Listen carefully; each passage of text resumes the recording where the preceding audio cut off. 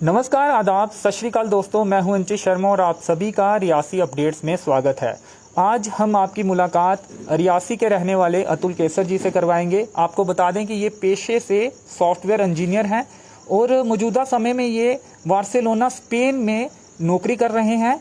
और इसके साथ ही आपको बता दें कि दुर्गा नाटक मंडली द्वारा जो रामलीला करवाई जाती है उसके भी ये कलाकार रहे हैं और लगातार उसमें जो भी रामलीला का मंचन होता है उसमें अलग अलग किरदार ये निभाते रहते हैं। इसके साथ ही आपको बता दें कि बार्सिलोना स्पेन में आईसीसी द्वारा जो क्रिकेट प्रतियोगिता करवाई जाती है उसमें भी ये हिस्सा ले चुके हैं। काफ़ी मैच इन्होंने खेले हैं और वहाँ पर अच्छा प्रदर्शन भी इन्होंने किया है। इनसे बातचीत करेंगे किस तरह से वहाँ पे डेवलपमेंट के काम होते हैं या फिर कोविड के बारे में भी, किस तरह से वहाँ की सरकार ने कोविड पर नियंत्रण किया है और यहाँ ये क्या देखते हैं, विकास के मद्देनज़र क्या देखते हैं या फिर कोविड के मद्देनज़र जो कदम उठाए जा रहे हैं हमारी सरकार द्वारा उसमें, और स्पेन की सरकार द्वारा जो कदम उठाए गए हैं उसमें क्या अंतर ये देखते हैं और कुछ सुझाव लेने की भी इनसे कोशिश करेंगे। अतुल जी, स्वागत है आपका रियासी अपडेट में। शुक्रिया अंचित जी, बहुत बहुत धन्यवाद आपका। अतुल जी, सबसे पहले तो ये बताइए, क्योंकि कोविड का माहौल है तो सबसे पहले प्रश्न वही रहेगा। स्पेन से आप लौटे हैं करीब 20-25 दिन पहले। अभी जो जानकारी ये मिल रही है या खबरों के मुताबिक स्पेन में हालात अब बेहतर हुए हैं। किस तरह से वहाँ की सरकार ने नियंत्रण किया है हालातों में और यहाँ की सिचुएशन आप कैसी देखते हैं, यहाँ आकर कैसा आपको लग रहा है और जो सरकार द्वारा यहाँ पे कदम उठाए जा रहे हैं आप किस तरह उसे देखते हैं? क्या पर्याप्त कदम यहाँ भी उठाए जा रहे हैं? जिस तरह से स्पेन में कंट्रोल हुआ है यहाँ भी कंट्रोल होता दिख रहा है? जी अंचित जी, बिल्कुल आपकी बात से सहमत हूँ। वहाँ पे तो काफ़ी अच्छा, जब मतलब कि आपने देखा होगा शुरुआत जो हुई थी वो स्पेन और इटली से ही हुई थी। काफ़ी सबसे ज़्यादा जब चाइना में हुआ था स्टार्ट ये, उसके बाद स्पेन और इटली में ही हालत काफ़ी ख़राब थी। तो उस टाइम पे मुझे याद है कि जब मैं वहाँ पे था तो काफ़ी मेरे रियासी के जो अपने घर के लोग हैं, आगे पीछे मोहल्ले के, सब ने मुझे मतलब कि कांटेक्ट करके पूछा कि आप कैसे हैं, वहाँ पे कैसी सिचुएशन है। तो बहुत ही बुरी मतलब कि वहाँ पे सिचुएशन थी। बट उसके बावजूद उसके बाद वहाँ की सरकार ने काफ़ी अच्छे मतलब कि जो कानून बनाए, और उसको सबसे बड़ी बात है कि देखो कानून तो यहाँ पे भी बनते हैं, लागू होते हैं, पर उससे भी जो बड़ी बात है वो है कि हम उसको कैसे फॉलो करते हैं। वो चीज़ आपको भी यहाँ पता है कि यहाँ पे हम लोग हैं जो फॉलो पूरे ढंग से नहीं करते हैं। अभी भी आप देखेंगे कि मुझे लगता नहीं है कि 40% से ऊपर, 50% से ऊपर जनता फॉलो कर रही है। पर यही अगर 80-90% लोग अगर फॉलो करना जाएंगे तो मैं कहता हूँ कि बहुत ही जल्दी हमारे यहाँ की सिचुएशन अच्छी होगी। और दूसरी चीज़ ये है कि जैसे वहाँ पे लॉकडाउन, शुरू से ही लॉकडाउन है, और अभी पिछले ही हफ्ते मुझे वहाँ पे बात हुई, अपने जो कलीग्स हैं और दोस्त हैं उन्होंने बताया कि अभी वहाँ पे लॉकडाउन हट चुका है। मतलब कि नाइट कर्फ्यू भी वहाँ पे आप मानेंगे कम से कम कोई 9-10 महीने के बाद हटा है। तो वहाँ पे प्रॉपर उन्होंने खोला, पूरी तरह है से बिल्कुल भी नहीं था। काफ़ी एक मतलब कि स्टेप बाय स्टेप लेके उन्होंने अच्छे से मतलब कि पूरा मेंटेन रखा और एक तरह से रूल्स एंड रेगुलेशंस कुछ बनाए, और उसके बावजूद उन्होंने लोगों ने फॉलो करा, और उसके बावजूद आज वहाँ पे सिचुएशन अच्छी है। वो चीज़ यहाँ पे मैं देखता हूँ कि वैसी नहीं है। कुछ तरह से मैं कहूँगा कि गवर्नमेंट, मैं ये नहीं कहूँगा कि अच्छे खिलाती रहती है लेकिन लोग कहीं ना कहीं उल्लंघन नियमों का करते रहते हैं। बिल्कुल बिल्कुल सही बात है, ये आपने बिल्कुल सही कहा। कि मैं अपनी खुद की बात करूँ तो मैं भी जब से यहाँ पे आया हूँ, जब मैं ज़्यादा प्रिकॉशन लेता हूँ, जब देखता हूँ तो आगे पीछे मेरे ही लोग मुझे कहते हैं कि यार तू ज़्यादा ही कुछ प्रिकॉशन ले रहा है। तो मैं खुद मतलब कि एक तरह से वो दंग रह जाता हूँ कि ये कैसे, क्योंकि लाइटली ले रहे हैं। सबसे बड़ी बात है कि लाइटली ले रहे हैं। अभी हमारे सामने सिचुएशन है, हम देख रहे हैं, आप न्यूज़ देखते हैं सब कुछ, जैसे आप भी अच्छी कवरेज मतलब कि पूरा उसको दिखा रहे हैं। उसके बावजूद देखिए कितनी बुरी हालत है इस समय, तो लोग नहीं समझ रहे। तो मैं तो यही कहूँगा कि अच्छे से अगर इसको ध्यान देंगे, अभी यही है कि घर पे बैठेंगे तो तभी एक अच्छा उसका हमारे लिए ही आने वाला कल अच्छा होगा। अगर अभी हम नहीं सुधरेंगे तो मुझे नहीं लगता कि बाद में देखा जाता है कि जिस तरह से लोग नियम नहीं मानते हैं या फिर सही से जो कर्फ्यू होता है उसका पालन नहीं करते हैं तो फिर इसे आगे बढ़ाना पड़ता है। केसेस लगातार जो कम करने के लिए किया जाता है नहीं होते हैं कम, तो फिर आगे बढ़ाना पड़ता है। तो कहीं ना कहीं दुकानदारों को, आम लोगों को ज़्यादा नुकसान होता है। कुछ लोग जो कानून नियम तोड़ते हैं उनकी वजह से ज़्यादा नुकसान होता है। अगर लोग सही तरीके से सभी नियमों का पालन करेंगे तो आपको उम्मीद है कि यहाँ भी सब सही हो जाएगा आने वाले दिनों में? जी बिल्कुल, मैं आपको कह रहा हूँ कि जो बाहर, जैसे मैं अपनी एग्जांपल ले रहा हूँ, मैं आज स्पेन में हूँ तो वहाँ पे भी अच्छी स्थिति हुई है। वो कैसे हुई है, रूल बना है वो एक बात है, गवर्नमेंट ने रूल निकाल दिया वो एक चीज़ है, बट लोगों ने फॉलो करा है। वो भी हमारी तरह ही लोग हैं, कोई हम में और उनमें ज़्यादा डिफरेंस नहीं है, लोग एक ही हैं। बट दिक्कत क्या है कि हमारे लोग जो हैं वो फॉलो नहीं करते। कहते हैं ना रूल्स, मतलब कि अगर प्रॉपर जो बने हैं, मैं ये नहीं कहता कि 100% कहीं भी फॉलो नहीं हो सकता, एटलीस्ट 90% भी फॉलो कर लेंगे तो मुझे लगता है कि बिल्कुल, देखो 10 दिन बुरे निकलेंगे बट आगे वाले 10 दिन अच्छे निकलेंगे। और जिस दिन बंदों को ये समझ आ गई, जैसे मुझे भी ये पता है कि मेरे को अगर होता है तो वो मेरे से नहीं जुड़ा है, मेरे साथ मेरे घर वाले, मेरे आगे पीछे मोहल्ले वाले, सारा मतलब कि एक नेटवर्क, मतलब कि ये चेन वाइज है। तो हमें ये है कि चेन को ब्रेक करना है। वो ब्रेक हम तभी कर पाएंगे अगर हर इंडिविजुअल अपनी रिस्पॉन्सिबिलिटी समझेगा और उस पर अमल करेगा और प्रॉपर प्रिकॉशन लेगा। तो इस समय बेहतर यही है कि घर पे बैठे और मास्क जो है, सैनिटाइजर जो है, उसका प्रॉपर इस्तेमाल करें। उसके बाद ही जाके हम अभी अपने जो भी काम है, जो हो सकता है, घर पे रहें और सुरक्षित रहें। आगे पीछे अपना जिसके पास अभी अच्छा है, जिसकी सिचुएशन अच्छी है, तो जितना हो सकता है हेल्प करें। आगे पीछे जो जिसका धंधा पानी नहीं चल रहा अभी, बिल्कुल उसके पास कुछ है नहीं है सोर्स, जैसे जो दिहाड़ीदार बंदे हैं यहाँ पे, उनके पास सोर्सेज नहीं है। हमारी भगवान की दया से अच्छा चल रहा है। अभी मैं यहाँ पे भी आया तो जॉब मेरी चल रही है कंटिन्यू। तो मेरी भी यही कोशिश रहेगी कि जितना मैं आगे पीछे जो लोग ऐसे हैं जो काम नहीं कर पा रहे, तो उनकी जितनी मदद हो सके वो करूँ।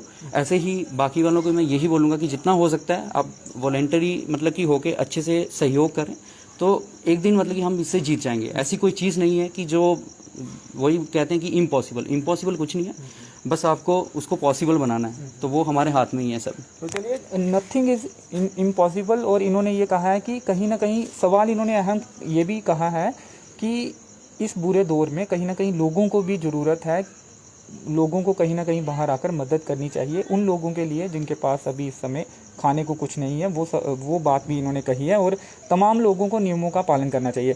अतुल जी, ये तो होगी कोविड की बात कि वहाँ किस तरह से हैंडल किया वहाँ की सरकार ने, और यहाँ आप क्या देखते हैं? क्या सरकार द्वारा जो कदम उठाए गए हैं आपको लगता है पर्याप्त कदम है? इन्हीं कदमों से कोविड की जो चेन है वो टूटेगी, केसेस कम होंगे? मैं ये कहूँगा कि शायद थोड़ी देर हो गई। जैसे ये बहुत ही आपने देखा कि जैसे पहली वेव आई थी, उस टाइम पे हमारे लिए सब कुछ ये सारी चीज़ें बिल्कुल न्यू थी। किसी को नहीं पता था कि क्या कोविड है, क्या ये इसके सिम्टम, मतलब कि इतना प्रॉपर नहीं था। हाँ, तो उस टाइम पे मतलब कि हमारा, मैं कहूँगा कि हमारा इंडिया ने काफ़ी अच्छा मतलब कि वो करा था। जब बाकी कंट्रीज़ में पहले आया, इंडिया में बाद में आया, तो अच्छा एक प्लान बना था और अच्छा केसेस कम हुए थे। बट जैसे इंडिया ने एक तरह से, हमारे देश ने बिल्कुल कोरोना को हरा दिया था। बट हराने के बाद जब एक तरह से थोड़ा ठीक हुआ सिचुएशन, तो उसके बाद सब एकदम खुल गए। सरकार ने भी डील दे दी कि कुछ भी करो। खुद भी मतलब कि आपने देखा होगा कि सरकार खुद भी मतलब कि आपने देखा होगा कि जैसे हमारे, मैं जम्मू की ही बात करूं तो हमारे मोस्टली जो केसेस में देख रहा हूं, जो लोग कुंभ में नहा के आए हैं, कुछ रैलीज हो रही हैं, ठीक है, वो हुई हैं, वो सरकार की भी मैं वो कहूँगा कि गलती उनकी भी है, ठीक है। और ऐसा नहीं है कि लोगों की गलती नहीं है। देखो, ताली जो है वो दो हाथ से बजती है। सरकार भी उतनी ही जिम्मेदार है, लोग भी उतनी ही जिम्मेदार हैं। शायद हमने देर कर दी थोड़ी। अगर सरकार ने पहले थोड़ा अच्छे से कुछ एक बैकअप प्लान कहते हैं, जैसे हर जगह हमारे मतलब कि जो विशेषज्ञ होते हैं वो बताते हैं कि सेकंड वेव आ रही है, और इंडिया में भी था कि सेकंड वेव आएगी, बाकी कंट्रीज़ में भी आई, हमारे वहाँ पे भी आई। तो उन्होंने पहले ही बैकअप प्लान बनाया था और प्रिपेयर थे उसके लिए। बट हमारे हिंदुस्तान में जो हमारी जनता है, जो हमारे लोग हैं, जो हमारी सरकार है, वो अपने ही कामों में व्यस्त थी उस टाइम पे, rather than focusing on that thing. ये किस पे फोकस कर रहे थे? अपने प्रचार में, और हमारे लोग भी अपने कहीं मिल रहे हैं, तो बिल्कुल टोटल इन्होंने प्रिकॉशन लेना ही छोड़ दिया था, ठीक है ना। तो वो अगर चीज़ हमने तब थोड़ा एहतियात बढ़ता होता तो शायद आज ये सिचुएशन नहीं होती। तो वही एक बैकअप प्लान जो था, और जो तब हम लोगों ने उसका, गवर्नमेंट ने तो नहीं किया, हमने भी प्रिकॉशन नहीं लिया, हम भी थोड़े डीले पड़ गए। तो शायद वही एक गलतियां हैं कि आज हमें इतना उसका खामियाजा भुगतना पड़ रहा है। चलिए अतुल जी, ये तो होगी कोविड की बात। अब बात करेंगे एक रियासी छोटे से कस्बे का एक युवक स्पेन तक कैसे पहुंचा, वो कहानी क्या थी? क्या सोचा था वहां जाना है, या फिर आउट ऑफ इंडिया जाकर करियर बनाना है, या फिर सब कुछ इत्तेफाकन होते चला गया? जी बिल्कुल, ऐसा मैं अगर आपको बताऊं तो ऐसा कुछ डिसाइडेड नहीं था कि यहाँ से हम मतलब कि इतनी दूर जाके कहीं पे एक तरह से वहाँ पे हम सेट होंगे, वहाँ पे काम करेंगे। ऐसा कुछ मतलब कि प्री प्लान नहीं था। मतलब कि ये था कि शुरू से एक ये कोशिश थी कि हाँ, मतलब कि कहीं बाहर जाएं, थोड़ा घूमें फिरें, मतलब कि थोड़ा बाहर की दुनिया देखें, बाहर का कल्चर देखें। क्योंकि सुनने में तो हमने या मूवीज़ में बहुत देखा है कि वहाँ पे क्या क्या है, कैसे लोग हैं, कैसी खूबसूरती बहुत है। तो वो चीज़ें थी, एक माइंड में हर बंदे के रहता है कि घूमने जाना है, ठीक है, वो चीज़ें थी। बट ऐसा नहीं था कि वहाँ पर जाके सेट होना है। बट ये कि काम करते गए, तरक्की मिलती गई, अच्छे से काम करा और अच्छे से हमें साथ मिला सबका। मतलब कि मैं कहूँगा कि देखो, कोई भी बंदा अगर बाहर पहुँचता है, इतनी दूर पहुँचता है, तो ये नहीं कि वो मेरा एक खुद का इनिशिएटिव है, वो मेरे घर वालों की सपोर्ट है, आप सबकी मैं कहूँगा इसमें, जो भी मेरे साथ पढ़े हैं, जो मेरे को जिन्होंने पढ़ाया है, मेरा स्कूल हो गया, कॉलेज हो गया, जो भी वो सबका उनका एक सपोर्ट है, उन्होंने अच्छे से मुझे सब कुछ दिए हैं, उसकी वजह से आज मैं वहाँ पे पहुँचा। तो दूसरी चीज़ ये है कि मतलब कि प्री प्लान्ड ऐसा कुछ नहीं था, बट ये कि अब वहाँ पे हैं तो ठीक है, मतलब कि वहाँ पे भी सही है। ऐसा नहीं कहूँगा कि यहाँ से बिल्कुल अपना मन मतलब कि वैसा हो गया हुआ है। अगर वैसी बात होती तो शायद अभी इस हालात में चक्कर लगाता ही नहीं, क्योंकि काफ़ी टाइम हो रहा था, घर पे आया ही नहीं था। तो इसीलिए एक बार सोचा कि चलो देखेंगे, थोड़ा प्रिकॉशन लेते हैं, बट एक चक्कर मार आते हैं। तो ये चीज़ है। तो ये प्लान था कि सॉफ्टवेयर इंजीनियर बनना है, या ये भी प्लान नहीं? देखिए, प्लान तो ये भी कुछ, मैं इतना नहीं कहूँगा कि 100% था। वही आपको पता है, हमारे यहाँ पे इतनी गाइडेंस तो है नहीं है, पता ही नहीं होता हमें कि 12th तक पता नहीं होता कि आगे क्या करना है। ग्रेजुएशन में भी लोगों को, स्टूडेंट्स को पता नहीं होता कि आगे क्या करना है। अभी हालांकि काफ़ी जागरूकता आई है। बिल्कुल, देखिए तब कोई इंटरनेट नहीं था, मोबाइल भी तब नया नया चला था, और हमारे आगे पीछे भी वैसा कोई इतना कोई है नहीं कि बहुत वैसे थे जो कि हमें वैसा गाइड कर सकें। तो ये इत्तेफाक ही है कुछ कि अच्छा मतलब कि सपोर्ट मिलता गया, और हमने ऐसे ही मतलब कि कहूँगा मैं कि अचानक से एक पेपर दिया, एग्ज़ाम दिया, नंबर आ गया इंजीनियरिंग में। उसके बाद अच्छे से तो डिटेल में जानना चाहेंगे, कहाँ पे नंबर आया, कहाँ पे पढ़ाई की, और फिर पहली पोस्टिंग कहाँ आपको मिली, कहाँ पे जॉब की? क्या 1 2 3 कंपनियों में जॉब की, या एक ही कंपनी में जॉब की और वही कंपनी ने ही आपको बाहर भेजा? तो तफसील से बताइए। जी बिल्कुल जी, देखिए जैसे कॉलेज हमने ख़त्म करा था, उसके बाद पहली जॉब मिली चंडीगढ़ में। तो वो तो जॉब मैं कहूँगा कि वो चंडीगढ़ का एक्सपीरियंस अच्छा रहा। जैसे कहते हैं कि चंडीगढ़ बड़ा लोगों को होता है कि घूमने जाना है, वैसा एक्सपीरियंस अच्छा था, बट जॉब वाइज वो बिल्कुल नहीं था सही। क्योंकि वहाँ पे हमें जो जॉब मिली वो कंपनी ही थोड़ी वैसी निकली कि वो उसमें कुछ था ही नहीं, हमें वापस आना पड़ा। फिर मैं वापस आया, फिर जम्मू में आके फिर मैंने 2 साल अपना खुद का काम किया as a website developer. Katra में काफ़ी, अभी भी मैं कटरा में जाता हूँ तो मुझे नाम से शायद कम जानते होंगे, वो यही जानते हैं कि ये बंदा वेबसाइट बनाता है। तो उससे मतलब कि एक अच्छी शुरुआत हुई। कटरा में बहुत लोगों का साथ मिला, सपोर्ट मिला। तब क्या सोचा था कि अपना ही काम करना है, अपना यही वेबसाइट बनाने वाले का, या सोचा था कि कहीं बाहर जाना है? तब माइंड में था ये? जी नहीं, तब बिल्कुल मेरे माइंड में बिल्कुल ये चीज़ नहीं थी कि क्या बोलते हैं मुझे बाहर जाना है। पर तब यही था कि नहीं, अपना ही बिजनेस करना है। आज भी वो एक माइंड में है चीज़ कि नहीं, अपना ही करना है। बट वो घर वालों को एक चीज़ होती कि नहीं यार, कब तक अपना बिजनेस करेगा, कब तक ये चलेगा, कुछ क्या कहते हैं ना, अपने उसमें एक वो नहीं होती, स्टेबिलिटी नहीं होती।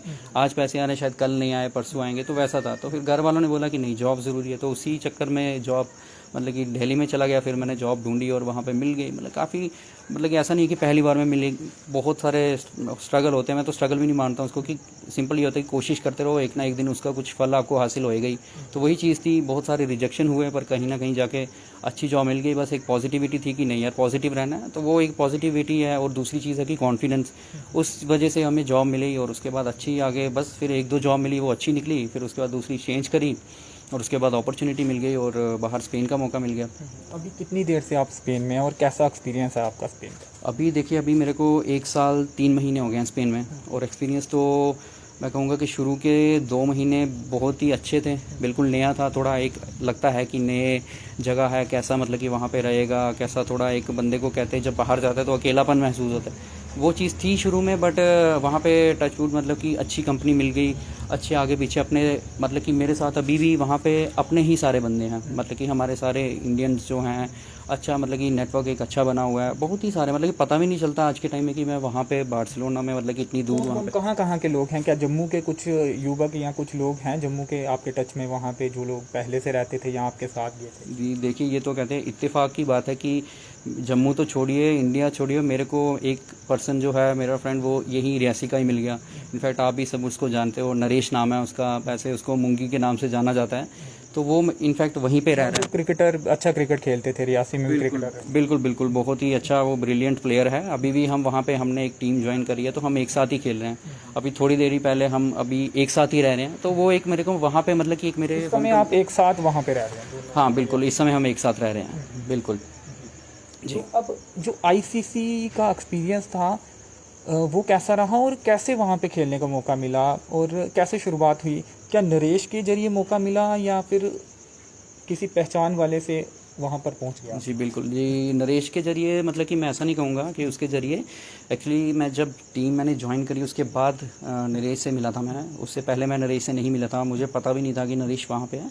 एक्चुअली मेरे ही, चलिए पहले यही बताइए कि नरेश से मुलाकात फिर कैसे हुई? अगर पहले नहीं पता था, नरेश से मुलाकात, एक ही कस्बे के, एक ही छोटे शहर के 2 लड़के स्पेन में हैं और वहाँ पे एक दूसरे को नहीं पता आपको कि वो आप दोनों वहाँ पे हैं, किस तरह से हुई वो थोड़ा बताइए। जी बिल्कुल, एक मेरा म्यूचुअल फ्रेंड है, मतलब कि हम दोनों का, वो यहाँ पे है। तो एक दिन सडनली उसको मैं कॉल कर रहा था, तो उसने मुझे बताया कि भाई वो वहाँ पे है। तो मैंने कहा कि यार बहुत अच्छी बात है, तू मुझे उसका कांटेक्ट दे। फिर मैंने उसको कांटेक्ट करा और उसको कॉल वॉल करा, तो मतलब कि उसको भी खुशी हुई, मुझे भी। एक कहते हैं कि जब बाहर जाके आपको एक इंडियन मिलता है तो आपको तो खुशी आपने होती है। नहीं भी बुलाया होता कभी तो वहाँ बाहर कोई भी अपना बिल्कुल बिल्कुल बिल्कुल सही बात बोली आपने। तो वो चीज़ थी। और जब कॉल करा तब आपको पता है, तब प्रॉपर स्ट्रिक्ट वाला लॉकडाउन चल रहा था, तब कोविड था। तो आई गेस हम जब पहली बार वहाँ पे कॉल हुई, उसके बाद 3-4 महीने के बाद मिले थे, जब पूरा लॉकडाउन ओवर हुआ उसके बाद जाके मैं उससे मिला हूँ। फिर उसके बाद अब तो हम शाम को, जैसे हम यहाँ पे देखते हैं, हम शाम को घूमने निकलते हैं, तो अब डेली का वैसे ही था। फिर हम डेली शाम को वहाँ पे अपना समुद्र किनारे निकल जाते थे, एक साथ घूमते थे फिरते थे। तो वीकेंड में एक साथ होना, तो वो चीज़ें थी, मतलब कि काफ़ी अच्छा महसूस हुआ। और उसके लिए भी, मेरे लिए भी बड़ी एक अच्छी, मतलब कि हम टचवुड, हम बहुत लकी हैं दोनों की आज वहाँ पे जाके हम एक साथ रह रहे हैं, एक ही शहर के लड़के। तो अभी दोनों का क्या प्लान है? वहीं पे रुकेंगे आप कुछ और देर तक, या फिर वहीं पे लाइफ सेटल करेंगे, वहीं पर रहने का प्लान है, या कुछ देर वहाँ रहना है फिर उसके बाद कहीं और शिफ्ट करने का प्लान? देखिए अभी तक ऐसा कुछ डिसाइडेड नहीं है। मैंने आपको पहले बोला कि जो चीज़ हम बहुत ही पहले से डिसाइड कर लें वो बहुत रेयर है कि आपको वो चीज़ वैसे ही आपके हिसाब से चलेगी। आपके हिसाब से मोस्टली बहुत रेयर है। तो कहते हैं गो विद द फ्लो। तो जैसा फ्लो चल रहा है उसके साथ अपने आप को रंग में ढलते जाओ और वैसे ही आप चलते जाओ। तो वही चीज़ है। ऐसा नहीं है, अभी कुछ प्लान नहीं है कि वहीं पे रहना है या वापस आना है। अभी तक देखते हैं, let's see, that is not sure. Spain के बारे में भी जानेंगे कि कैसा शहर, कैसा देश है, और बार्सिलोना जहां आप रह रहे हैं वो कैसा शहर है। उससे पहले जो आप आईसीसी के बारे में बता रहे थे, जरा उससे पूरा बताइए कि कैसे वहां पे एंट्री, जी बिल्कुल। और फिर परफॉर्मेंस कैसी रही आपकी, और कितने मैच खेले, कितने जीते? ठीक है, बिल्कुल जी। तो वहाँ पे जाके वही फिर से इत्तेफाक वाली बात आ गई कि मुझे वहाँ पे मेरे एक कज़न हैं, उन्होंने मेरे एक वहाँ पे, मतलब कहते हैं ना, 3rd कज़न 4th कज़न, वैसे करके वहाँ पे मुझे कांटेक्ट हुआ। और उन्होंने मुझे, उनके पास मैं गया मिलने, और उन्होंने मुझे कहा कि हमारी टीम है, हम खेलते, तू खेलना चाहेगा? मैंने कहा कि देखो मैं खेला तो नहीं हूँ आज तक इतना प्रोफेशनल लेवल पे, ऐसे मतलब कि जैसे हम होते हैं ना, आप भी खेलते होंगे, जैसे पार्ट टाइम हम गली वली में खेले हैं, थोड़ा बहुत छत पे खेला, तो मैं वैसा ही प्लेयर, मतलब कि टेनिस बॉल से खेला हूँ। खेलते थे सिर्फ, उसके बाद वो भी टेनिस बॉल से, लेदर बॉल से बहुत कम खेला हूँ मैं। तो इतना कोई हाई लेवल पे मैं कभी नहीं खेला। तो उन्होंने मुझे कहा कि नहीं, तू प्रैक्टिस कर, अगर अच्छा हुआ तो ठीक है, देखेंगे आगे। मैंने कहा ठीक है। तो फिर वो शुरू कर दिया। और वो भी क्या हुआ कि जो वो टीम के ओनर है, रिंकू नाम है उनका, वो भी देखिए कहते हैं ना, कनेक्शन कहीं ना कहीं से मिल जाता है। वो यहाँ पे कटरा में हमारे जो कंट्री इन होटल है, ये भी बोलते हैं कहीं ना कहीं कोई मिल ही जाता है। वही बात है। तो वो आपको कंट्री इन होटल सबको पता है। तो वो कंट्री इन होटल में 6 साल वहाँ पे रह के गए हैं। 6 साल उन्होंने वहाँ पे जॉब करी है, और हमारी टीम के ओनर वही हैं। तो उन्होंने मुझे टीम में, मतलब कि एंट्री दी। उसके बाद 2-3 महीने मैंने, मतलब कि शुरू में तो कोविड आ गया, 1 महीना मैंने प्रैक्टिस वगैरह की। तो प्रैक्टिस के बाद फिर मुझे टीम का बहुत सपोर्ट मिला। टीम के मेरे जो पुराने, सबसे पहले जो कप्तान थे, सुनील नाम है उनका। उसके बाद फिर प्रसन्ना करके हैं, संजीव हैं, आप तो नहीं जानते होंगे, बट मेरे लिए मतलब कि वो बहुत अच्छे, मतलब कि एज ए मैं फ्रेंड कहूँ, कलीग कहूँ, बिग ब्रदर कहूँ, उन्होंने बहुत सपोर्ट करा है। अभिषेक है। उसके बाद फिर फिर आ गया शुभदीप है एक। तो वैसे ही हमारे में और एक हरप्रीत पाजी हैं, वो सरदार। हम, आपको पता है हमारा पंजाबी, हमारी डोगरी मिलती जुलती है, तो वो बिल्कुल हमारे लिए वो मिक्सिंग हो जाती है, मतलब कि हमें लगता है कि अपना ही बंदा है, किसी से बात कर रहे हैं। अब वो जो रिंकू पाजी भी हैं, वो भी हिमाचल के हैं, और स्पेशली जब 6 साल यहाँ पे रहे हैं, तो डोगरी तो वो, हाँ बिल्कुल। और स्पेशली जब वो वहाँ यहाँ पे कंट्री में रहे हैं, तो डोगरी ही हम बोलते हैं, तो बड़ा एक अच्छा सा महसूस होता है कि यार अपना ही बंदा है। फिर उसके बाद जब मैंने प्रैक्टिस वगैरह शुरू की, 1-2 मैच ऐसे फ्रेंडली मैच खेला। डोगरी बिल्कुल नहीं जी, पूरी डोगरी आती है। डोगरी उधर साड़ी डोगरी ही चलती है, ऐसी कुछ कोई गल नहीं है। तो ये इंटरव्यू भी मैं डोगरी में ही देना प्रेफर करता, क्योंकि वहाँ पे मेरे जो कलीग्स हैं वो कह रहे थे कि जब भी इंटरव्यू वगैरह होगा तो हिंदी में ही देना, अपनी डोगरी में नहीं, क्योंकि हमें इतना नहीं समझ आएगा। कुछ साउथ के भी हैं, उनको हिंदी थोड़ी समझ लेते हैं, वो डोगरी तो बिल्कुल नहीं समझ पाएंगे। तो इसलिए मैंने हिंदी में प्रेफर कर रहा हूँ, नहीं तो मैं चाहता हूँ कि डोगरी में ही दूँ। बातें डोगरी में भी जरूर करेंगे। बिल्कुल बिल्कुल बिल्कुल। तो उसके बाद मतलब कि उन्होंने मुझे मौका दिया, और मैं थोड़ा अच्छा परफॉर्म, फिर मैं वही आपको बताया कि नरेश से मिला, और नरेश ने, मतलब कि टचवुड, मैं आपको कहूँगा कि मैं एक ऐसे पार्ट टाइम, मतलब कि टाइम पास करने जाता था क्रिकेट खेलने, और नरेश की बहुत अच्छी गाइडलाइन रही उसने, मतलब कि मैं कहूँगा कि he is very technical player, बहुत ही, मतलब कि यहाँ अच्छा खासा नाम रुतबा था क्रिकेट में। बिल्कुल बिल्कुल बिल्कुल। और आज मैं, मतलब कि मैंने आहिस्ता आहिस्ता फिर क्या करा कि बॉलिंग शुरू करी। बॉलिंग में मुझे कोई इतना एक्सपीरियंस नहीं, कुछ नहीं, तो उसने बहुत ही, मतलब कि कुछ बेसिक्स होते हैं, और वो उसने मुझे सिखाया कि यार ऐसे नहीं तो ऐसे बॉल डाल, बहुत सारी मतलब कि इम्प्रूवमेंट हुई। और मैंने फिर आ जाके मुझे टीम वालों को सबका सपोर्ट मिला, मतलब कि सब उन्होंने भी सिखाया मुझे, तो उन्होंने सब अच्छे से जब सिखाया उसके बाद फिर हमारी जब टूर्नामेंट होने लगी तो उन्होंने मुझे मौका दिया। मतलब कि वो आईसीसी द्वारा टूर्नामेंट करवाई जा रही थी मेरे लिए, मतलब कि मैं अपने आप को नहीं बोलता कि मैं, हमारे जो बाकी प्लेयर्स हैं बहुत ही अच्छे और ब्रिलियंट प्लेयर हैं, तो मैं एक ऐसे ही मतलब कि पार्ट टाइम प्लेयर, बट उन्होंने मुझे मौका दिया। पहली जो टूर्नामेंट हुई थी उसमें मतलब कि मैं बिल्कुल 2-3 मैच खेला था, उसमें ओके ओके रहा था, क्योंकि वो बिल्कुल मेरे लिए एज अ फ्रेश स्टार्ट था, वो ठीक रहा। उसके बाद फिर जो दूसरी टूर्नामेंट हुई वो हमारे लिए काफ़ी अच्छी रही। दूसरी टूर्नामेंट में मतलब कि परफॉर्मेंस भी एज अ बॉलिंग में बिल्कुल अच्छी रही, मतलब अपनी टीम का मैं सेकंड लीडिंग विकेट टेकर था। और बहुत ही मतलब कि मैं कहूँगा कि एक as a part time player जो जा रहा है, जिसको पता भी नहीं है कि बॉलिंग कैसे करनी है, कैसे लेदर बॉल का कैसे यूज़ किया जाता है, तो वो सारा मतलब कि क्रेडिट मैं अपने आप को बिल्कुल नहीं कहूँगा। एक तो मूंगी, मतलब कि जो आप जानते हो नरेश, बट मूंगी सब जानते हो तो इसलिए मैं मूंगी करके बोल रहा हूँ। और दूसरी चीज़ जो मेरी टीम के बाकी जो मेरे कलीग्स, आपको नाम मैंने बोला उनका भी नाम लेना चाहूँगा। संजीव है, शुभदीप हैं, उसके बाद अभिषेक है, हरप्रीत हैं, अपने रिंकू पाजी हो गए, उसके बाद सुनील, वो अब मतलब कि कैप्टन थे पहले, प्रसन्ना करके हैं, ठीक है, वो सब ने मतलब कि मुझे साथ दिया है, उन्होंने सब ने, पांड्यन है, तो बहुत ही मतलब कि उनकी गाइडलाइंस जो कहते हैं ना, एक अच्छा मतलब कि आपको टीचर मिल जाए तो आप सीख जाते हो, तो हमें सीखने का तो शुरू से रहता था कि हम सीखेंगे, तो वही चीज़ उनकी सीखा हुआ मतलब कि हमने सीखा और उसको अच्छे से इम्प्लीमेंट किया। आज अच्छे से बहुत ही अच्छी परफॉर्मेंस जा रही है और सबका मतलब कि क्रेडिट भी मिल रहा है। और उसके बाद दूसरा सबसे बड़ी हमारे लिए चीज़ ये कि आईसीसी द्वारा टूर्नामेंट करवाई जा रही है। उसके बारे में थोड़ा डिटेल में जानना चाहूँगा। और इसके साथ ही एक सवाल, ये भी जानकारी मुझे मिली है कि किसी गेम में भी आपका नाम आता है, जो लोग गेम काफ़ी खेलते हैं, क्या गेम में ही आता है ना, तो उसके साथ ही ये आईसीसी की कौन सी टूर्नामेंट होती है, किस स्तर की ये टूर्नामेंट होती है और कहाँ कहाँ के प्लेयर इसमें खेलते हैं, टीमें कहाँ कहाँ की होती हैं, क्या स्पेन के अलग अलग शहरों की टीमें इसमें खेलती हैं? जी बिल्कुल, मैं आपको बताना चाहूँगा कि जैसे आपने पहले कहा कि गेम, जी सब जानते हैं, जैसे आईपीएल होता है, बाकी इंटरनेशनल मैचेस होते हैं, उसमें ड्रीम 11 होता है। ड्रीम 11 में सब टीम्स बनाते हैं, तो उसमें भी बिल्कुल हमें मतलब कि टीम में सिलेक्ट किया जाता है। काफ़ी मेरे रियासी के ही अपने दोस्त हैं, कलीग्स हैं, कुछ अपने पुराने, तो उनके मैसेजेस आए मुझे, कहते कि यार तू तो मतलब कि ड्रीम 11 पे तेरा नाम आ रहा है, तुझे टीम में, और तू मतलब कि उसमें कहते हैं ना जो फैंटेसी लीग होती है उसमें टॉप प्लेयर्स होते हैं, तो उसमें तेरे को हम चुन रहे हैं, मतलब कि तेरा अच्छा उसमें जा किस रहा है। नाम से वहाँ पे आप हो? अतुल केसर, पूरा नाम आता है या फिर कुछ ए केसर, ए केसर, ए केसर नाम? जी, उसमें ए केसर करके आता है, बट सभी ने मतलब कि सब समझ आते हैं कि ये वो बंदे हैं, तो वो अच्छा एक मतलब कि कहने की बात ये है कि आज ड्रीम 11 पे आप देखते हैं विराट कोहली हो गया, आईपीएल के जो बाकी प्लेयर्स हैं, टीम्स हैं, उनको आप सिलेक्ट करते हो, और हमारे लिए ये बहुत बड़ी बात है। मतलब कि हमने जो, स्पेशली मैं अपने लिए कहूँगा, मैं तो बिल्कुल पार्ट टाइम प्लेयर ऐसे कभी खेला ही नहीं, और मैं इतनी बड़ी दूर पहुँच गया, आईसीसी टूर्नामेंट करवा रही है, ड्रीम 11 पे हमें सिलेक्ट किया जा रहा है, तो ये बहुत बड़ी अचीवमेंट है अपने लिए, और प्राउड मोमेंट भी है कि खुद में भी एक लगता है कि चल अच्छी बात है कि हम कहाँ पे जाके पहुँचे और कहाँ से उठ के गए हैं, तो बहुत बड़ी बात है।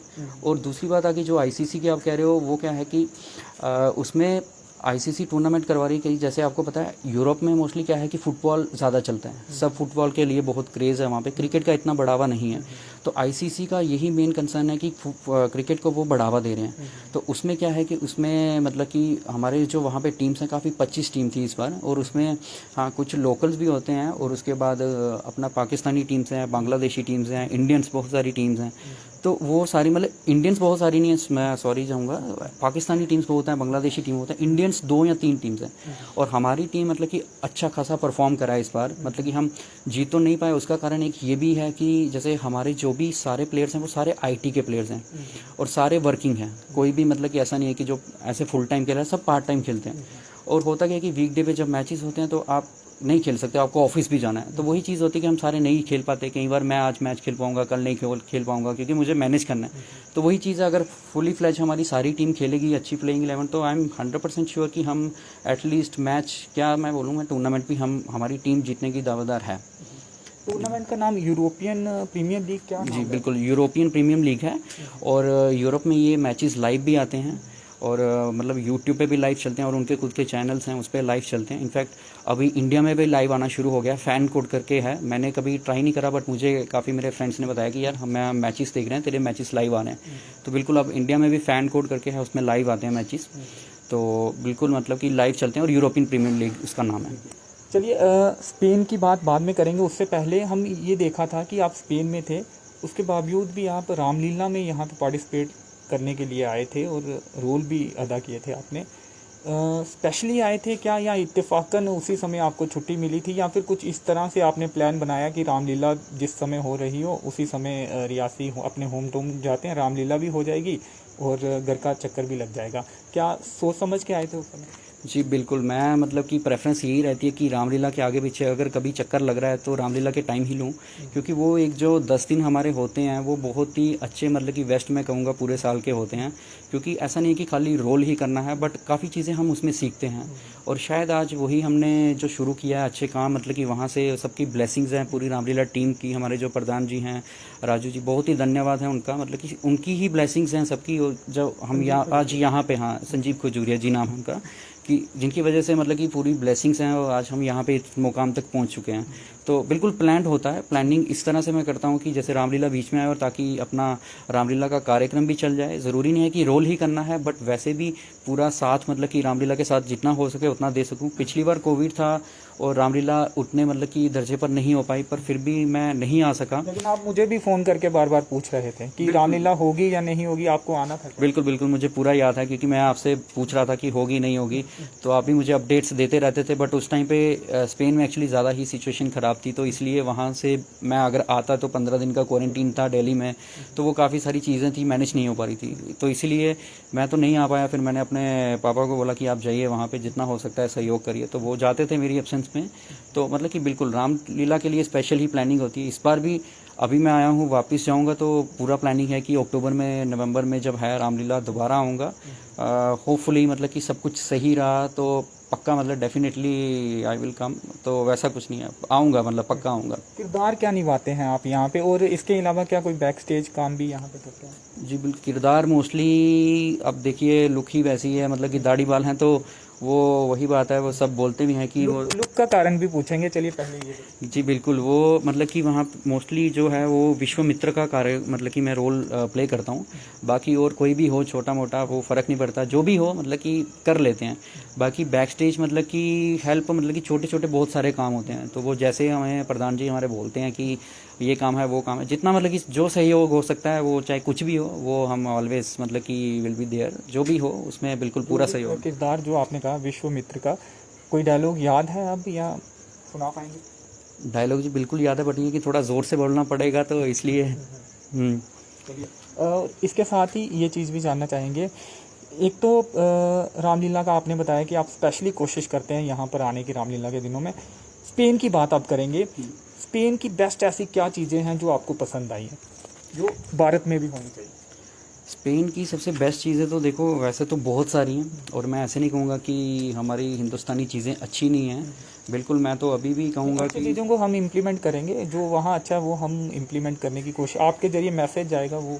बिल्कुल, एक तो सबसे पहली चीज़ तो यही है कि आप देखो कि डेवलपमेंट जो होगी बहुत ज़्यादा है वहाँ पे, और उसके बाद जो लोग हैं काफ़ी मतलब कि पॉजिटिव हैं, ठीक है। दूसरी चीज़ ये है कि जैसे टूरिस्ट है, मतलब कि हमारा जिस सिटी में मैं हूँ वो वर्ल्ड की फर्स्ट जो सबसे बड़ी जो टूरिस्ट सिटी है वो है पेरिस, दूसरी बार्सिलोना है स्पेन, मतलब पूरे वर्ल्ड में।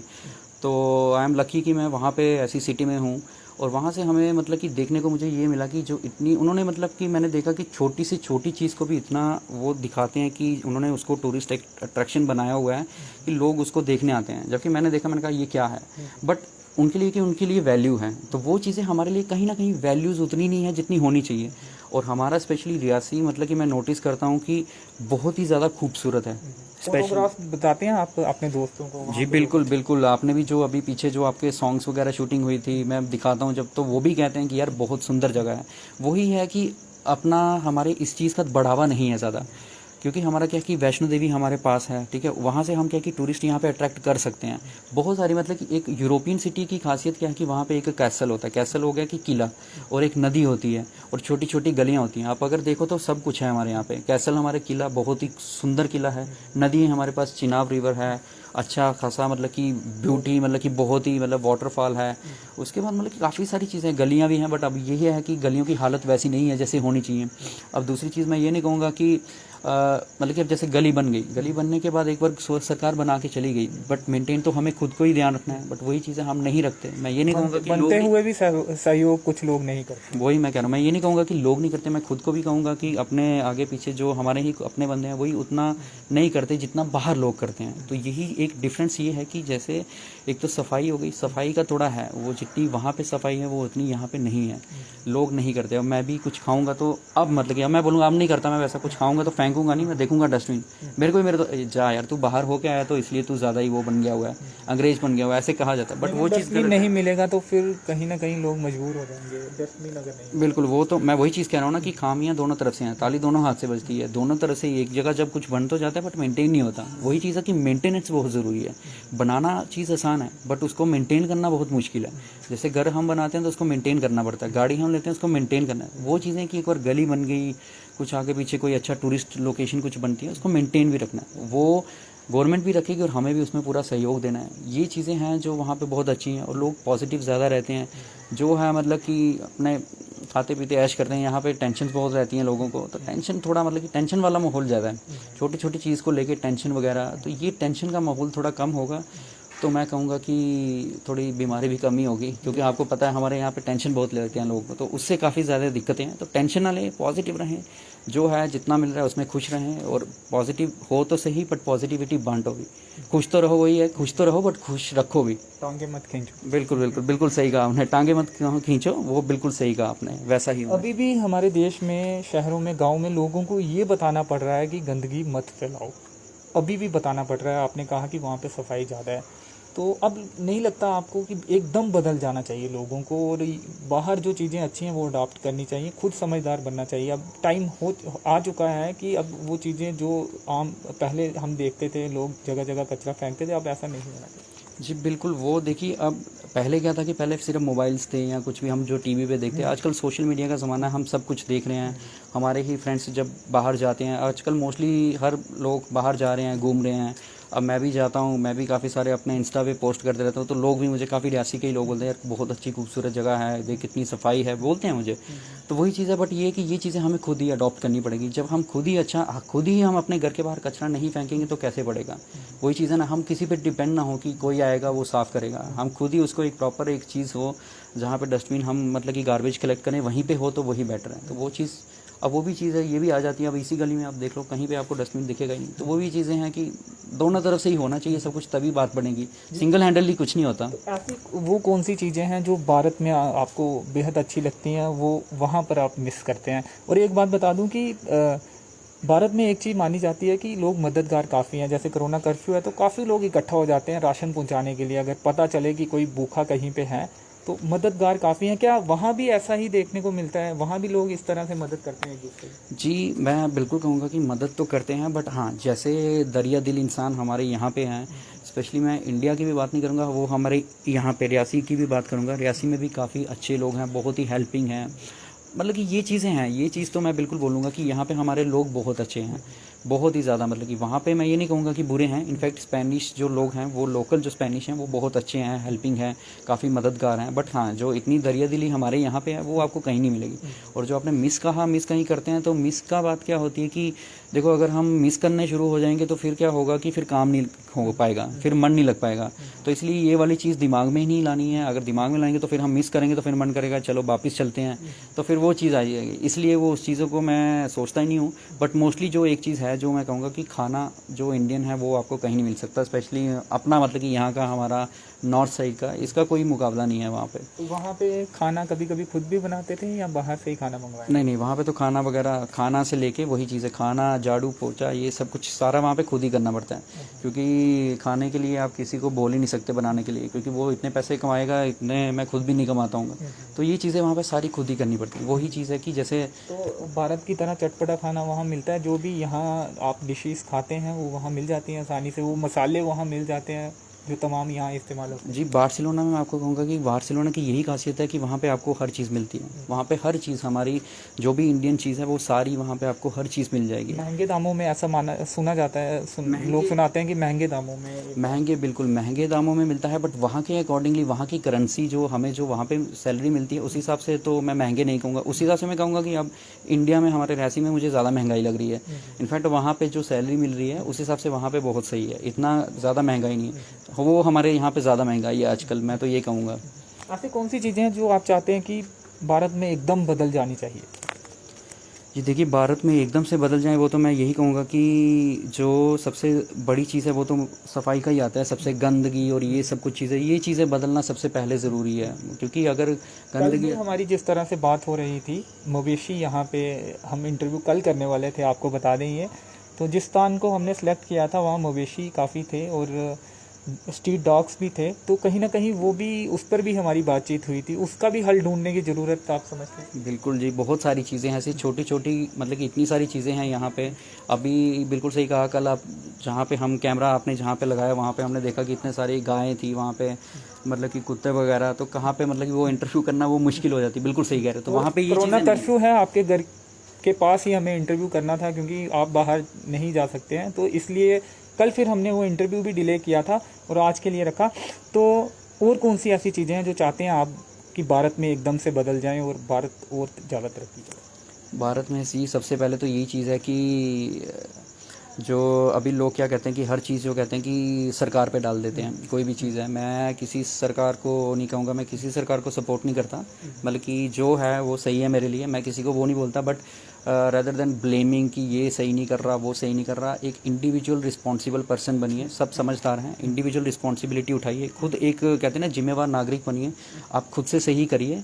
अब खुद में जब एक इंडिविजुअल रिस्पॉन्सिबिलिटी लेंगे, चाहे वो घर की हो, बाहर की हो, किसी भी चीज़ की हो, तो उस तरह से ही आप देश बदलेगा। ऐसे ऐसे नहीं बदलेगा। आप किसी पे डालोगे कि ये बंदा वो करेगा, ये सरकार वैसे करेगी, वो चीज़ें भूल जाओ, वो चीज़ें पुरानी हो गई अब क्योंकि सब मैच्योर हैं, सब इंटरनेट चलाते हैं, सब मतलब कि फ़ोन सबके पास है, सब देखते हैं, बाहर भी देख रहे हैं, यहाँ पे भी। रेदर देन ब्लेमिंग उसको, इसको, ये चीज़ बहुत है, ब्लेम करते हैं। वो चीज़ें ये हैं कि आप ये करो कि आप खुद इंडिविजुअल रिस्पॉन्सिबिलिटी लो और एक अच्छे जिम्मेवार नागरिक बनो, खुद से अच्छाई करो, अच्छा करो। और कभी भी कुछ भी गलती है, जैसे वहाँ पे बहुत इंपॉर्टेंट चीज़ है ये कि गलती किसी को होती है तो यहाँ पे कोई गलती मानता नहीं, कभी एक दूसरे पे डालते हैं। वहाँ पे ये चीज़ देखिए, ये चीज़ बहुत सही है कि किसी की भी गलती होती है, चाहे वो जितनी मर्जी वो बहुत बड़ी हो, वो मानते हैं कि ये हाँ भी ये हमारी गलती है। तो ये भी चीज़ है, कभी गलती करो तो उसको मानो और उससे सीख लो और आगे बढ़ो। तो वही चीज़ मैंने आपको बोली एट द एंड कि इंडिविजुअल रिस्पॉन्सिबल पर्सन बनो, वही चीज़ें, किसी को ब्लेम मत करो। आज भी मैं एक जगह सुन रहा था तो ये बताया जा रहा था कि लोग तो चाहते हैं कि जो सरकारें हैं वो ईमानदार रहें, लेकिन खुद ईमानदारी से नहीं जीते, खुद ईमानदारी नहीं दिखाते। तो कहीं ना कहीं अगर हम चाहते हैं हमारी सरकारें ईमानदार रहें तो खुद भी हमें पूरी तरह से ईमानदार होना पड़ेगा। और जैसे आपने कहा कि जहाँ पे गलती होती है वहाँ गलती माननी पड़ेगी। बिल्कुल, गलती होती है तो गलती मानो। ऐसा नहीं है कि आप गलती कर दी तो उसका कुछ मतलब कि कहते हैं गलती करने वाले से बड़ा है गलती जो माफ़ करता है। तो ऐसा नहीं है कि आप गलती मानोगे तो आपको माफ़ भी कर दिया जाएगा। बट ये है कि गलती मानो तो सही और एक जिम्मेवार नागरिक बनो। खुद सोचो कि नहीं यार ये चीज़ गलत है, तो गलत देखो भी मत और गलत करो भी मत। तो अपने आप वैसे ही देश तरक्की करेगा। बाकी आप जो मर्जी कहो, आप आज ये प्रधानमंत्री, कल को दूसरा आएगा, तीसरा आएगा, तब तक कुछ नहीं हो सकता जब तक आप खुद एक अच्छे जिम्मेवार नागरिक नहीं बन तो जाए। चलिए अब अपनी लुक का राज बताना चाहेंगे। इत्तेफाकन ये लुक आपकी हो गई थी और उसके बाद तारीफ़ें मिलने लगी, इसलिए आपने कैरी ऑन किया, या फिर ये कोई इसके पीछे खास राज है? देखिए, राज मतलब कि बहुत सारे, आज आप यहाँ पे कह रहे हो तो खोलना चाहोगे? नहीं, राज वही मैं बताने चाह रहा हूँ कि राज ऐसा कुछ नहीं था। एक बार कहते ना कि खुद ही मन नहीं करा, मतलब कि नहीं कटाऊंगा बाल, वो ऐसे करते करते करते बढ़ता गया। तो उसके बाद फिर ऐसा हो गया कि कहते ना फिर उस चीज़ से थोड़ी अच्छी लगने लगती है। जब थोड़ी अच्छी लगने लगी तो अब मन नहीं करता कि इसको कटवाऊं, क्योंकि अब इतने साल की मेहनत है, मतलब कि कटवा दूंगा तो वो सही नहीं लगेगी। हाँ, तो वही चीज़ अब चल रही है। ऐसा कुछ नहीं है कि डिसाइडेड है या कुछ वैसे प्री प्लान, ऐसा कुछ नहीं है। बस मैंने आपको पहले ही बताया, गो विद द फ्लो, बस वही चीज़ है, बाकी ऐसा कुछ नहीं है। तो चलिए अंत में कोई संदेश कोविड-19 को खास तौर पे, क्योंकि आप ऐसे एक देश से आए हैं, यहाँ एक समय में कोविड पूरी तरह जकड़ चुका था स्पेन को, लेकिन वो बाहर आए हैं। तो ऐसे में आपने वो वक्त देखा है किस तरह से वो देश बाहर आया है और अब वहाँ के अच्छे हालात हैं। क्या संदेश रहेगा जनता को? जी बिल्कुल, संदेश यही रहेगा कि जैसे मैंने पहले भी बोली है वही चीज़ अभी मैं दोबारा भी एक बार रिपीट करना चाहूँगा कि आप किसी की मत सुनिए, किसी सरकार को मत बोलिए, किसी नेता को मत बोलिए, किसी का कोई यहाँ पे ऑर्डर निकल रहा है कुछ भी है, किसी को कुछ नहीं करिए। आप सिर्फ एक अपनी रिस्पॉन्सिबिलिटी लीजिए और खुद अंदर रहिए और बाहर मत जाइए। सैनिटाइज़र प्रॉपर इस्तेमाल कीजिए, मास्क कहीं अंदर बैठे हैं, कहीं ऐसे घूम रहे हैं तो एक, अगर किसी ज़्यादा पब्लिक एरिया में जाना है तो 2 पहनिए, वही बेटर है। और दूसरी चीज़ ये है कि अपना क्या बोलते हैं, आप ये मत सोचिए, आप सिर्फ दिमाग में यही चीज़ लगाइए कि मैं ही नहीं हूँ, मैं मतलब कि मैं अब ये सोचूंगा कि मैं ही नहीं हूँ कि मैं अफेक्ट होऊंगा तो मैं ठीक हो जाऊंगा। ये सोचो कि मेरे साथ मेरे मम्मी पापा भाई बहन आगे पीछे मोहल्ला, क्योंकि हमारा रियासी बहुत छोटा है और कंपैरेटिवली टचवुड हमारे रियासी की सिचुएशन इतनी ख़राब नहीं है जितनी हिंदुस्तान में पूरे हैं। तो ये चीज़ को डीले मत लीजिए, इसको थोड़ा सा मतलब कि सोचिए कि हम टचवुड अच्छी सिचुएशन में हैं और अभी से हम अच्छे से प्रिकॉशन लेंगे तो हम बच जाएंगे और इसको बहुत जल्दी हम इसको कवर कर जाएंगे और एक अच्छे से दोबारा से रूटीन में उसी चीज़ में दोबारा से वापस आ जाएंगे। और सबसे इम्पॉर्टेंट चीज़ जो है वैक्सीनेशन, जैसे जैसे जिसको मौका मिल रहा है वो लगाइए। ये मत सोचिए कि ये वाली वैक्सीन, क्योंकि ये भी यहाँ पे बहुत है कि ये वाली वैक्सीनेशन अच्छी है वो वाली अच्छी है, क्या लगवाएं या नहीं लगवाएं, ये भी बहुत क्वेश्चन है। तो ये मैं आपको बता दूं, मेरी मतलब कि ऐसा नहीं कि मैं बहुत एक्सपर्ट हूँ, बट मेरे काफ़ी अच्छे कुछ अपने फ्रेंड सर्कल में हैं, कुछ एम्स में बहुत अच्छे डॉक्टर्स हैं, उनसे भी बात हुई है। तो सब ने उन्होंने यही कहा है कि वैक्सीनेशन कोई भी ख़राब नहीं है, सभी वैक्सीनेशन अच्छी है। आप ये बोलोगे कि आपको वैक्सीनेशन लगवा के आपको कोविड हो सकता है दोबारा, बिल्कुल हो सकता है, बट ये है कि अगर आपने वैक्सीनेशन लगवा दी है तो आप सिक्योर हो जाओगे। आपके जो चांसेस हैं, जैसे डेथ रेट है वो बिल्कुल ऑलमोस्ट ज़ीरो के बराबर है और आपका जो इम्यूनिटी थोड़ा बढ़ जाएगा और उसको मतलब कि इतना होगा कि अगर वैक्सीनेशन लगवाया तो आप कोविड से मतलब कि माइल्ड सा होगा, आपको आप रिकवर कर जाओगे। तो बिल्कुल वैक्सीनेशन लगवाइए और घर पे रहिए और बिल्कुल पूरा जितना हो सकता है अपने घर वालों का आगे पीछे का सोचिए, तभी सही से इसको हम रिकवर कर पाएंगे। तो कोई वक्त निकालें। थैंक यू, धन्यवाद। तो अपनी जिम्मेवारी जो है वो समझिए, तमाम जो SOPs हैं उनका पालन करिए, वैक्सीनेशन समय आने पर जरूर लगाइए। ये कहना था सॉफ्टवेयर इंजीनियर अतुल केसर का, जो जिनका होम टाउन रियासी है। और आपको बता दें कि ये स्पेन में इस समय जॉब कर रहे हैं और कुछ दिनों के लिए रियासी में आए हुए हैं। तो साफ तौर पे इनका ये संदेश था और इसके साथ ही इन्होंने ये भी कहा कि गो विद फ्लो। और स्पेन के बारे में इन्होंने ये कहा कि वहाँ काफ़ी आनंद में लोग रहते हैं, टेंशन कम लेते हैं। इसी तरह संदेश भी इन्होंने ये देने की कोशिश की कि यहाँ के लोग भी ज़्यादा टेंशन मत लें और एक दूसरे की नुक्ताचीनी करने से बेहतर है अपनी ओर ध्यान दें, अपने देश की ओर ध्यान दें और तरक्की की ओर ध्यान दें। तो चलिए फिलहाल इस इंटरव्यू में इतना ही। मेरे सहयोगी नरेश भगत के साथ मुझे दीजिए अनुमति। धन्यवाद।